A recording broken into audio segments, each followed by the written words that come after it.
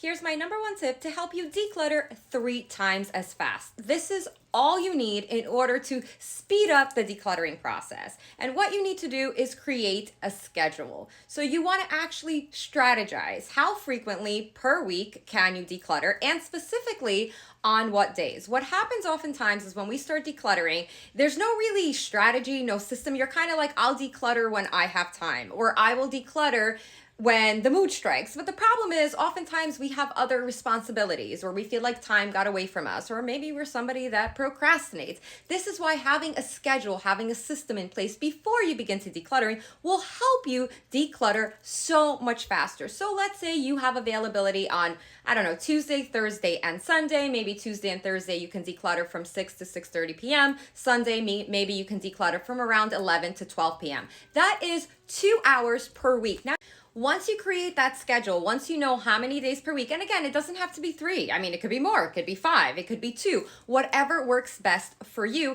Set alarms in your phone reminding you to start decluttering. So if you're decluttering on Tuesday and Thursday, again at 6 p.m., put an alarm in your phone. That literally, label it, by the way. Labeling is important. Label it and says decluttering. That alarm goes off, and again, it's a reminder and a prompter for you to begin decluttering. This is much more efficient. This is much more strategic. And of course, my hope is that you actually stick to your schedule. And if you're finding that your schedule doesn't necessarily work, then maybe you need to tweak it. Maybe you can't declutter 3 days a week. Maybe it's not realistic. Maybe it's only 2. But the most important thing when it comes to achieving a clean, tidy home, right, that's well organized, is consistency and commitment.